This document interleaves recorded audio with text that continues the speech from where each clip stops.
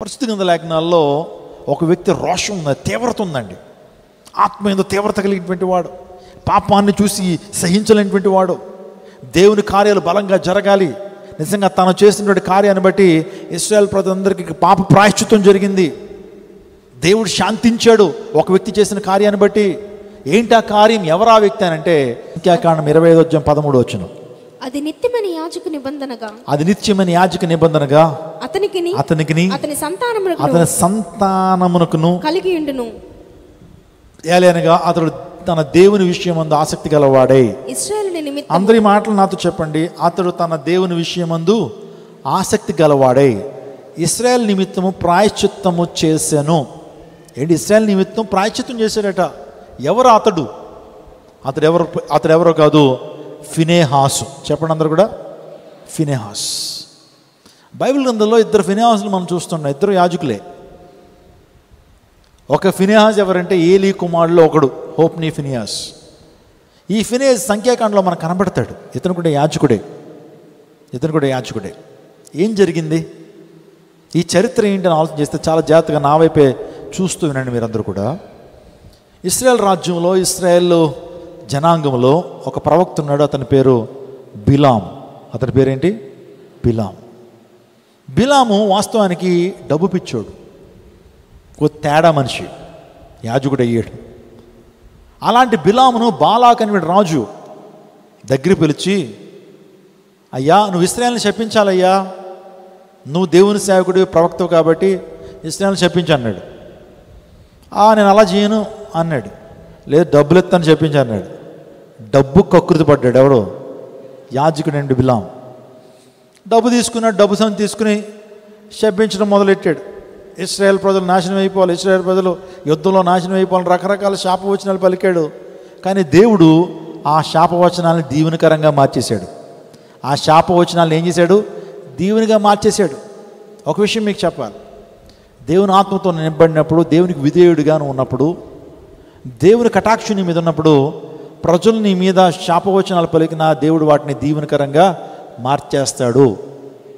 నీ మీద చేతబడి, నీ మీద చిల్లంగి, నీ మీద బాణామతి, నీ మీద నిమ్మకాయలు, నీ ఇంటి ముందు మిరపకాయలు, నిమ్మకాయలు, దిష్టి చుక్కలు, ఇవన్నీ కూడా నీ మీద వదిలేసిన నీకేం జరగదు. గుర్తుపెట్టుకోండి, అవి ఏం చేయలేవు. ఈ యొక్క బిలాము ఇశ్రాయేలుని శపిస్తుంటే ఏం జరిగింది తెలుసా?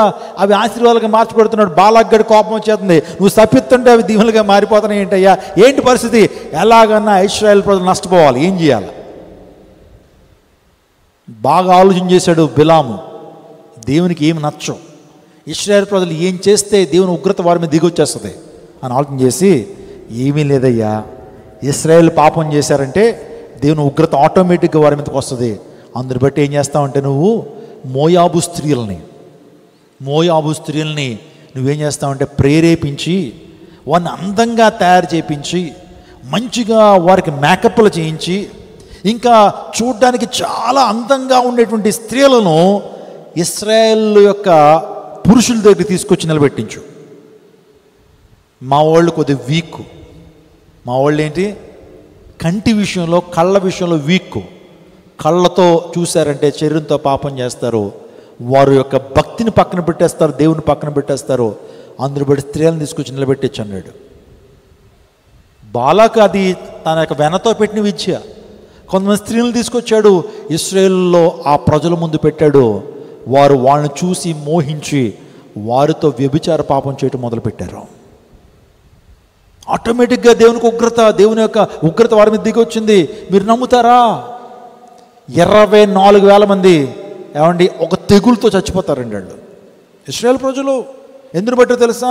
వారు చేసినటువంటి పాపాన్ని బట్టి, వారు చేసిన లైంగిక పాపం, వారు చేసిన వ్యభిచార పాపాన్ని బట్టి 24,000 మంది. చదువుతారు ఒకసారి సంఖ్యాకాండం. 24,000 మంది, 24,000 మంది ఆ తెగులు చేత చనిపోయారు. పాత నిబంధనలు నిజంగా జరిగిందండి. 24,000 మంది చనిపోవడం చిన్న విషయమా? 24 మంది చనిపోవడమే చాలా, it's a great deal. But 24,000 మంది తెగులతో చచ్చిపోయారు పురుషులు. ఇశ్రాయేల్లో ఉన్నటువంటి ఆ స్త్రీలందరూ కూడా శవాన్ని ముందేసుకుని ఏడుస్తున్నారు. మగ దిక్కుపోయాడు ఇంటికి, మా పిల్లలు అనాథలైపోయారు.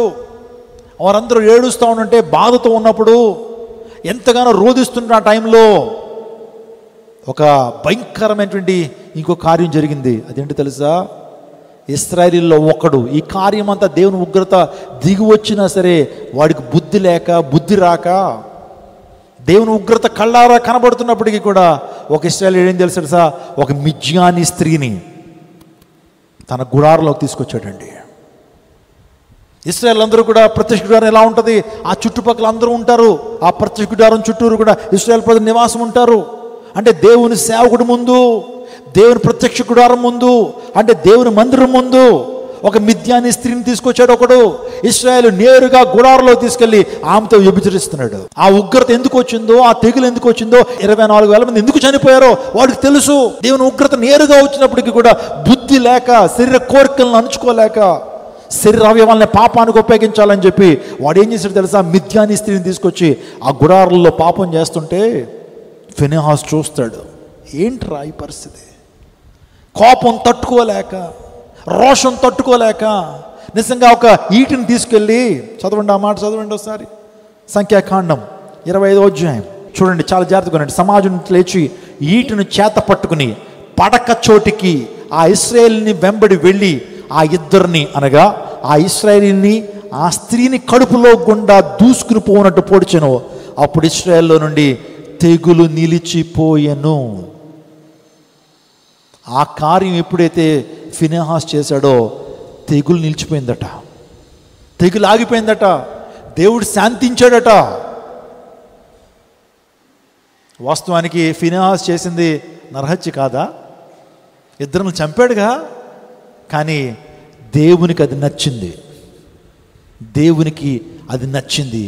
అది హేయంగా అనిపించలా, దేవునికి అది ప్రీతికరంగా ఉన్నది. అందుని బట్టి ఫినెహాసుని దేవుడు తన కుటుంబాన్ని, తనను శాశ్వత కాలం యాజకునిగా దేవుడు ఫినెహాసుని హెచ్చించాడు. అంటే ఎంత ఆసక్తి ఉంది అతనికి. సంఘం పాడైపోతుంటే, సంఘం చెడిపోతుంటే, నిజంగా ఇశ్రాయేల్ చెడిపోతున్నప్పుడు, ఇంకా ఇటువంటి చెడిపోయిన కార్యాలు ఇంకా జరగకూడదు, ప్రక్షాళన రావాలి, ప్రాయశ్చిత్తం జరగాలని ఒక రోషంతో ఒక తీర్మానం తీసుకున్నాడు. ఎవరు? ఫినెహాసు. ఈటితో పొడిచేటప్పటికి, ఇద్దరిని కలిపి పొడిచేటప్పటికి ఒకే ఈటి దెబ్బ పొట్టలోకి చీరుకుని వెళ్ళిపోయింది. ఏమండి, అప్పుడు దేవుడు శాంతించాడు, తెగులు నిలిచిపోయినట్లుగా మనం చూస్తున్నాం. చూడండి, అనగా ఆ ఇశ్రాయేలీయుని ఆ స్త్రీని కడుపులో గుండా దూసిపోయినట్లు పొడిచెను. అప్పుడు ఇశ్రాయేలు నుండి ఆ తెగులు నిలిచిపోయాను. నేను మాట చెప్తున్నాను, సంఘాల్లో ఫినెహాసులు కావాలి. ఆమేన్, ఆమేన్. సంఘాల్లో ఫినెహాసులు కావాలి. రోషం ఉంది, దేవుని కార్యాలు జరగడానికి రోషం ఉంది, ఆసక్తి ఉంది. సంఘం పాడైపోతుంటే చూసి ఓడవలేనటువంటి వాడు, చూసి సహించలేనటువంటి వాడు ఫినెహాసు. క్రైస్తవ సంఘం పాడైపోతుంటే ఈరోజున ఫినెహాసు లేపబడాలి. పాపాన్ని సహించలేకపోయాడు, అక్రమాన్ని సహించలేకపోయాడు, వ్యభిచారాన్ని సహించలేకపోయాడు, నిజంగా ప్రాయశ్చిత్తం చేశాడు. అటువంటి ఫినెహాసులకున్న ఆసక్తి మనకు కావాలి.